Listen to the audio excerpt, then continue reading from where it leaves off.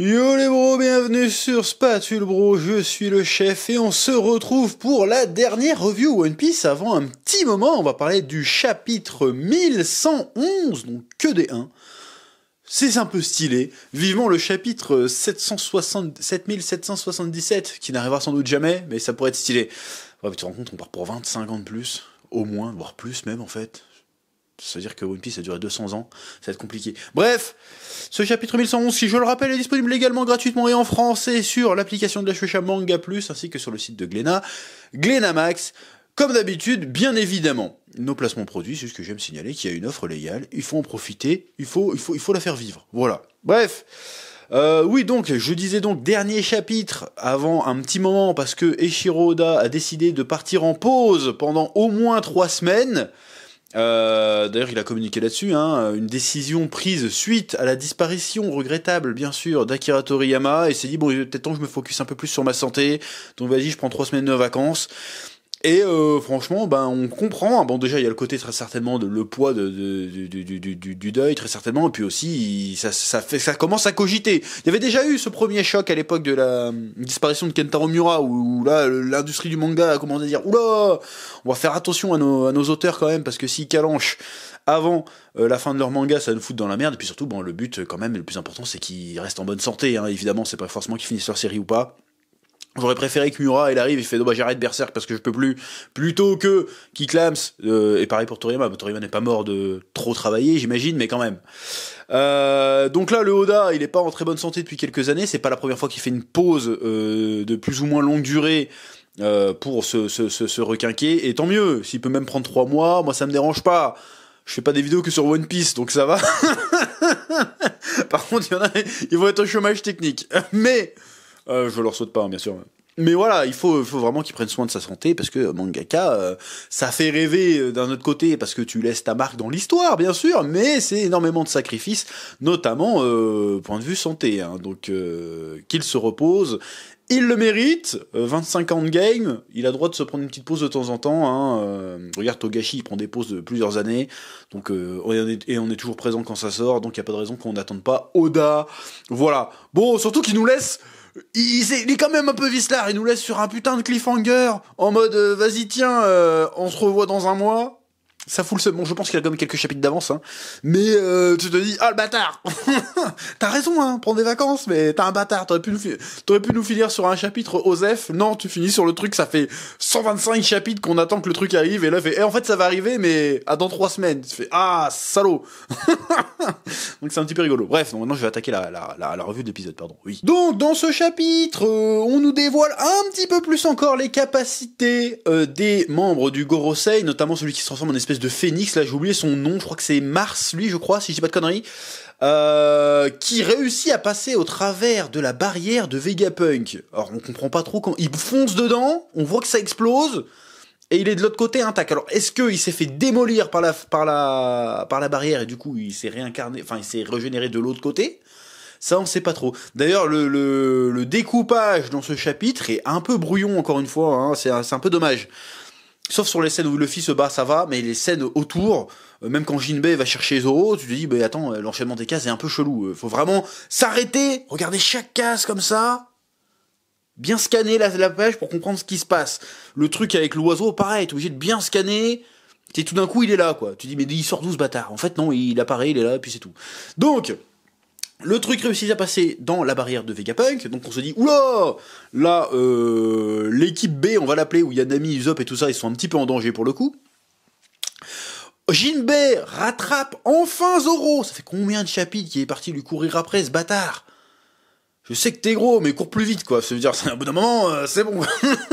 Donc, il trouve Zoro, et là, on voit Rob Lucci, qui n'est pas KO, mais qui est pas loin. Genre, il s'est fait... En fait, t'as l'impression que Zoro a fait un remake de son combat contre Mihawk, et que cette fois-ci, à la place de Zoro, c'est Rob Lucci, quoi. Il a pris les 3 sabres, il est zébré de partout, mais il est pas mort, il est comme ça. Oh, je suis pas encore mort. Il est fébrile, il est pas bien, mais il est pas encore mort, et Zoro est là, il est fatigué. Putain, il est toujours pas mort, ce bâtard. Vas-y, je vais l'achever.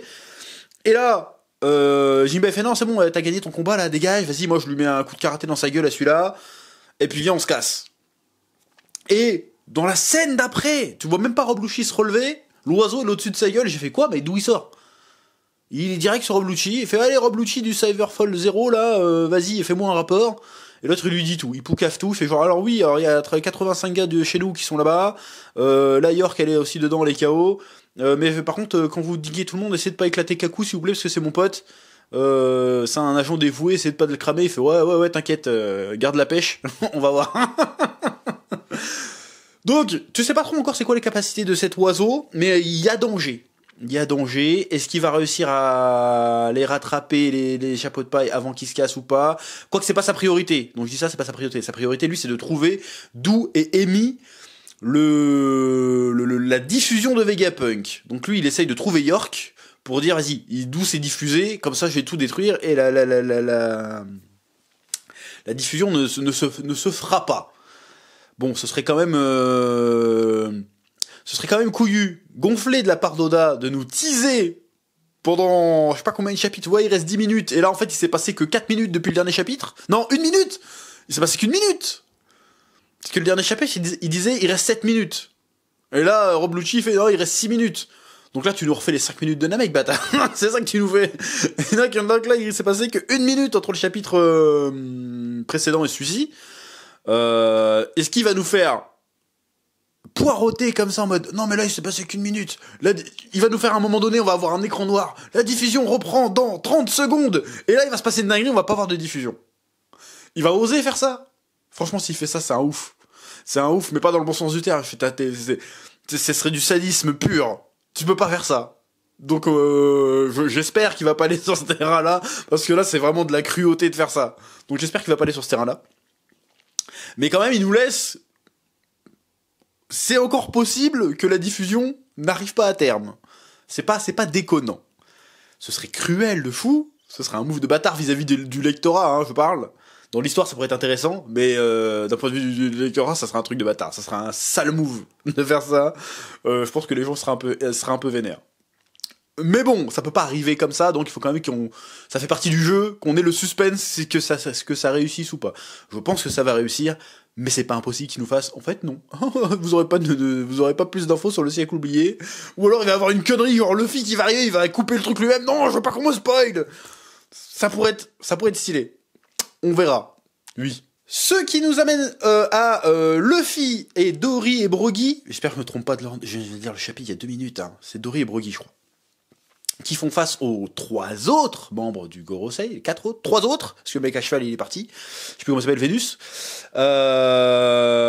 Et donc, là il y a des dialogues qui sont assez intéressants quand même, il y a les 2 géants, bon déjà il y a Luffy, il sort une dinguerie, il fait genre, ouais ça fait 2 ans qu'on s'est pas vus, tu fais non mais tu fous de ma gueule, parce que pour lui ça fait 2 ans, pour nous ça fait 20 piges qu'on les a pas vus les géants là.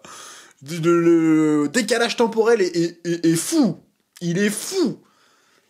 C'est-à-dire que la première fois qu'ils les ont rencontrés, j'étais encore genre au collège.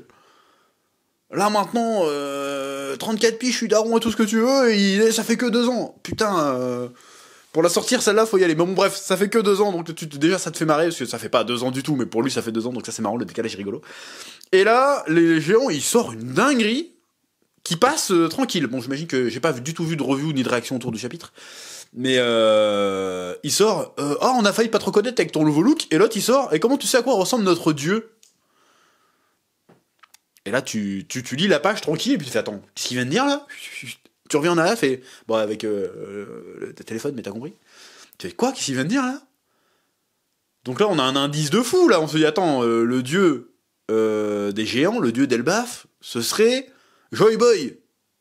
Donc là, ça revient à la vieille théorie. Joy Boy, quand on a vu le méga chapeau de paille dans le château de Pangée, je sais pas quoi, là, bah en fait, le Joy Boy, c'était très probablement un géant, en fait. C'est ouf. La théorie se confirme, que tout le monde a depuis des années, qui appartient à personne comme théorie, bien sûr. Joy Boy serait peut-être un géant. Ça, c'est super intéressant de savoir ça, que Joy Boy est un géant. Je trouve ça intéressant. On a enfin des indices, des vrais indices concrets. Donc ça, c'est plutôt cool. Ensuite, il y a la scène de combat, donc où il y a l'espèce de facochère qui fait un gros rugissement de Haki des Rois. Je sais pas trop c'est pourquoi. J'ai l'impression que c'est pour essayer de les mettre KO, mais que ça marche pas, parce que Luffy résiste au truc avec les 2 géants aussi. D'ailleurs, il va falloir parler power scaling 2 minutes. Je suis désolé, hein. Je sais que c'est débile. Mais Monsieur 3, il y a un problème. Ok, il les a empoisonnés, tout ce que tu veux, mais là, il y a un problème. Là, c'est Yamcha qui bat Broly. Je veux dire, c'est n'importe quoi, là. C'est-à-dire que Monsieur 3, alors qu'il est éclaté au sol, il a réussi à baiser 2 géants. Il les a eu à la sneaky, il les a eu à la pute, d'accord, peut-être. Mais moi, je me souviens, il était en train de leur faire mal, quoi. Ils étaient par terre en mode, et puis il appuyait sur les blessures pour les faire machin. Et les gars, ils gèrent un membre du Gorosei tranquille. Tu te dis, c'est quoi ce délire, quoi? Genre, il le gère, mais il faut pas que le gérer, il le repousse et tout, tranquille. Mais non, vas-y, bouclier du soleil, machin. Tu te dis, mais il y a un des méchants les plus pétés de One Piece qui vous a battu. Tu te dis, mais c'est quoi ce délire, quoi? Mais bon, bref. Je dis pas que c'est incohérent, je dis que c'est marrant. Le décalage, encore une fois, est très rigolo. Après, moi, je pense que à ce stade-là, Oda avait pas prévu tout ce délire. C'est pour ça aussi que ça fait qu'il y a ce décalage-là. Il avait pas prévu sur 25 ans, c'est pas possible, ça n'existe pas. Je sais qu'il y en a qui aimeraient bien se dire, oui, mais depuis le chapitre 1, il savait tout ce qu'il allait faire. Non, c'est pas vrai. C'est pas vrai. Déjà, au chapitre 1, il savait pas qu'il y aurait 1000 chapitres. C'est impossible, ça marche pas comme ça, l'industrie du manga. Il pouvait pas savoir, ça va Tonkar, t'inquiète, je vais faire 2000 chapitres. Il en savait rien. Mais au fur et à mesure, il a pu préciser. Voilà, donc à ce stade, la première fois qu'on a vu Dory et Broggy, ils savaient pas du tout ce qu'il allait en faire. Faut arrêter de raconter des conneries. Bref, donc il y a le combat, et tout d'un coup, ils se mettent tous à tirer des espèces de... Même, pardon, je m'emballe. Il y a Saturne qui dit un truc intéressant quand il parle Enfin, les deux, le Facocher et Saturne, qui disent des trucs intéressants quand ils se battent contre les géants. Ils font genre, mais vous savez qui c'est et tout? Et il fait, mais évidemment qu'on sait qui c'est. Et ils font, c'est notre pote. Et il dit, bah, tant que vous le considérez comme ça va encore, mais au cas où ça dure pas, il faut qu'on l'efface de l'histoire. Et si vous êtes pas content, on va vous effacer aussi de l'histoire. Ça veut dire que j'avais en quelque sorte raison, c'est qu'une de leurs priorités, c'est aussi d'arrêter Joy Boy, d'arrêter Luffy. Parce que si Luffy, ça s'ébruite que c'est Joy Boy, ils vont ranimer un peu la foi qu'il y avait autour de ce personnage. Ça devient une figure révolutionnaire, mais au sens une figure déifiée. Si c'est le dieu d'Elbaf, ça veut dire que là, c'est plus juste l'équipage des géants qui est derrière lui, c'est toute l'île des géants. Et si l'île des géants se remet à revénérer Joy Boy, et qu'il est là vraiment, ça veut dire que le truc va se répandre. Ça me fait penser à Dune partie 2. Je vais vous spoiler Dune partie 2, tant pis pour vous. C'est le même délire. Lisan Al-Gaïb, je sais pas quoi, là, le Paul Atreides. À partir du moment où il accepte de devenir le prophète, c'est là que tout, qui dit, c'est bon, c'est moi le prophète, lui, il veut pas trop. Et puis il fait, non, en fait, c'est moi le prophète, c'est moi le messie, c'est moi votre dieu, ralliez-vous derrière moi, et là, tout d'un coup, t'as tous les Fremen qui arrivent derrière lui, et c'est là qu'il pète la gueule aux Harkonnen et tous autres. Bah là, on est dans le même délire, en fait. Parce que si Joy Boy, c'est confirmé, Joy Boy, il existe, et que tout le monde, et que Luffy arrive en mode, c'est moi Joy Boy, bon, je pense pas, c'est pas dans le genre de Luffy, mais tu comprends ce que je veux dire. Il assume le délire, et que tout le monde commence à le déifier. C'est fini pour le gouvernement mondial, parce que là ils pourront pas arrêter ça. D'ailleurs, c'est une des leçons de Dune, c'est qu'il faut pas, il y a rien de plus fort, malgré toute la technologie, malgré tout le savoir, il y a rien de plus fort que la foi mal utilisée. Et là, on va être un peu dans ce délire-là. Alors, est-ce que Luffy va avoir se présenter comme un dieu? Je ne pense pas, c'est pas le genre de Luffy. Mais justement, et ça pourrait être super intéressant, parce que peut-être que le Joy Boy à l'époque, s'ils ont dû le neutraliser, c'est peut-être qu'à un moment donné, peut-être que lui, il a abusé de son pouvoir, ou il y a une histoire en fait. Ils ont pas juste neutralisé Joy Boy juste comme ça. Il y a dû se passer quelque chose. J'ai franchement hâte de voir ce qui s'est passé. Est-ce que ça a mal tourné? Est-ce que le fait qu'il prenait une espèce de liberté totale, ça mettait le chaos dans le monde? Est-ce qu'il y a une morale derrière? Je ne sais pas, mais en tout cas, je trouve ça super intéressant. Et de voir comment Luffy va gérer ce rôle-là qu'il a malgré lui, pour le coup, ça va être super intéressant. Parce que là, les gens sont en mode, c'est notre pote, mais peut-être qu'après, ils vont dire, oh putain! Oh, tu vois? Et là, on change la dynamique du bordel, et c'est tout ce que veut pas Luffy, parce qu'en fait, finalement, si Luffy devient une espèce de dieu réellement et qu'il est vénéré, bah du coup, il enlève, ça c'est, comment dirais-je? Si les gens croient en lui et se soumettent à lui en tant que dieu, finalement, il leur enlève un peu, d'une certaine manière, leur liberté. Et du coup, ça va à l'encontre du personnage de Luffy. Donc, je suis très curieux de voir ce qu'Oda veut faire avec cette notion de dieu. Après, c'est sûr que en Asie, ils ont une notion de divinité assez différente de ce qu'on a en Occident. Donc on va voir ce qu'ils vont en faire. En tout cas, je trouve la thématique intéressante. Voilà, oui. Et j'espère, encore une fois, ne pas avoir été trop confus dans mon propos, dans ma réflexion, qui me vient au fur et à mesure, parce que moi j'improvise, je prends la vibe, et je surfe dessus, et je te raconte des trucs. Voilà. Après la scène cartoonesque où il tire des boules sur lui, peut-être empoisonné, bah apparemment c'est des boules explosives, et que Luffy il arrache un palmier, il le grignote pour faire une batte, qu'il l'a peint et tout, c'est un peu marrant. Voilà, c'est un petit peu marrant.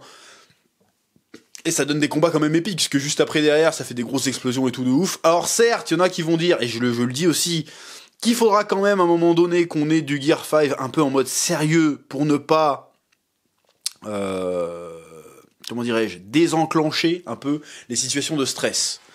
Parce que là, quand tu vois Luffy faire sa batte, grignoter, le truc comme ça, t'es dans le gag, t'es dans la gaudriole, t'es dans « Ah, c'est rigolo, c'est comme dans sa cartoon, on dit à Bugs Bunny ou Woody Woodpecker, et puis il leur envoie leur truc. » Ça peut être épique, ça peut être badass, mais quand même, on est dans une situation tendue, malgré tout, et au lieu d'être tendu et d'avoir peur pour le personnage, en fait, on nous explique très clairement que il est invincible. En fait. Il est invincible. À partir du moment où tu crées une batte de ton trou de balle, t'es invincible. Je vois pas comment tu peux le battre, en fait. Là, tu vas encore me faire croire que tu lui mets un saut de flotte sur la gueule, il est battu. Moi, j'ai du mal à croire ça. Il est trop cheaté. Il est beaucoup trop cheaté. Donc, on va voir comment il va s'en sortir. Comment ils vont gérer ça sur le long terme. Je ne doute pas, parce qu'il y a un côté Dieu. Si on part dans le côté Dieu au sens large, hein, attention, je parle pas d'une religion particulière, mais Dieu, dans le côté de Dieu, t'as le côté bon, miséricordieux, plein d'amour, mais t'as aussi le côté Dieu colérique, Dieu vengeur, Dieu qui punit. Et donc Luffy va devoir à un moment donné aussi, si il incarne ce truc de Dieu, il y a le côté je suis la joie, je suis l'amour, je fais rire les gens, mais il y a aussi le délire je punis les méchants. Salement. Et il va pas les punir, il peut pas punir les méchants en faisant non, faut que ça soit sale, faut que ça soit en mode The Mask. Pour ceux qui connaissent les comics The Mask, faut qu'il fasse du sale, faut qu'il fasse des dingueries à un moment donné. Encore une fois, ça serait pertinent vis-à-vis de la situation, ça serait pertinent vis-à-vis du délire autour de Dieu, de la figure divine, mais est-ce que ça serait pertinent du point de vue du personnage de Luffy? J'ai envie de dire peut-être pas, parce que Luffy a déjà, tous ses combats, il les a gagnés sérieusement, il les a jamais gagnés en mode il y a toujours un moment donné où il fait c'est bon, vas-y, je dois protéger mes amis, je dois sauver l'île, le machin, tu vas payer pour tes crimes. Sauf que ce truc-là, on l'a pas encore trouvé avec le Gear 5. Alors on va me dire oui, mais on a vu avec Kaido, vite fait. On l'a avec Kaido, en fait, il s'est énervé 2 secondes, il a fait son gigapoint et Baron je sais pas quoi, là, il a éclaté l'île en 2 secondes. Donc on n'a pas eu, pour moi, on n'a pas eu le temps de ressentir ce côté, ah ouais, tu vois, c'est le man, voilà, c'est le gars, il est en train de faire le, tu vois ce que je veux dire? On n'a pas eu ce moment-là encore. Pour moi, on l'a pas eu, mais ça va peut-être arriver, parce que là, il est quand même face aux 5 boss, il y a un truc à faire. Encore une fois, on va voir. Et évidemment, on profite de la situation avec les gens pour nous faire un petit topo sur la situation, c'est-à-dire qu'il y a le bateau des géants qui est de l'autre côté de l'île, et leur but maintenant c'est de tous se barrer vers ce bateau, récupérer les camarades de Luffy et de se tailler sur Elbaf a priori. Donc on a un peu une situation d'où ils sont tous, et ça c'est plutôt intéressant. Et quand ils arrivent face au bateau, l'équipe de Sanji et les autres, et ils se retrouvent face avec Bonnet et tout, ils se retrouvent face à des amiraux, des vice-amiraux, je crois, qui les attendent face au bateau, donc encore une petite bataille qui va arriver. Bon là normalement, là Ishiroda, tu nous as teasé un Sanji badass. Le mec il bloque les coups de Kizaru et puis s'allume sa clope en disant bon va falloir que tu trouves une excuse pour pas nous ramener bâtard parce qu'on va te péter la gueule. Il va pas trembler du genou face à des vice-amiraux, il va les enculer, il faut qu'il les encule. Je suis désolé, je suis un peu vulgaire mais il va falloir qu'il les encule. Là c'est son moment. C'est le moment de Sanji de se taper 4 vice-amiraux tout seul. Voilà, fais-nous ça. Je sais plus combien ils sont d'ailleurs mais faites-nous ça, s'il vous plaît.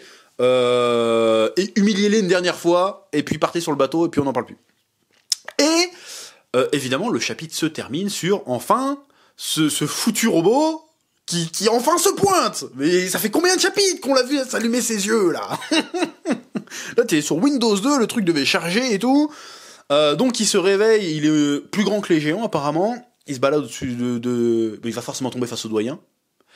Parce que là, vu où il est forcément dans le même secteur, et il parle, le robot. Le robot parle, et il dit... Enfin, il parle. Tu sens qu'il a une pensée un peu comme Zunesha, l'éléphant géant à l'époque. Et il dit, pardon, Joy Boy, je suis désolé, Joy Boy, ou je sais pas quoi. Et là, du coup, tu te dis, il y a un espèce de robot géant, il y a un espèce d'éléphant géant. A priori, Joy Boy, c'est le Nika, c'est le dieu des géants. Tu te dis, bon... Et que Joy Boy c'était a priori un géant, ça se trouve le robot et l'éléphant, ils faisaient partie de l'équipage de Joy Boy de l'époque en fait. Ça se trouve, il y a un délire comme ça. Il y a beaucoup de trucs géants, ça fait beaucoup de trucs géants, donc il y a forcément un rapport avec le gigantisme à un moment donné, quelque part. Donc qu'est-ce que c'est que cette histoire? Et on se dit, oh, il va se passer une dinguerie. Donc est-ce que le robot va se sacrifier pour permettre à Joy Boy de partir? Qu'est-ce qui se passe? J'ai besoin de savoir, j'ai besoin d'avoir des réponses. Et là, comme par hasard, boum, hiatus pendant 3 semaines.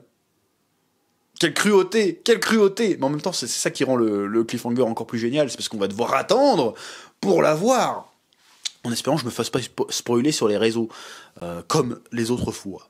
Voilà, donc un chapitre, encore une fois, qui brasse plein de trucs, qui passe très vite, mais qui, finalement, brasse quand même pas mal de sujets qui peuvent être intéressants, plein de pistes qui peuvent être intéressantes, notamment autour de la déification de Luffy, qui commence à devenir sérieux. Et en fait, c'est pour ça que le Gorosei est pas bien, parce que si ça devient sérieux, ils sont dans la merde, parce que comment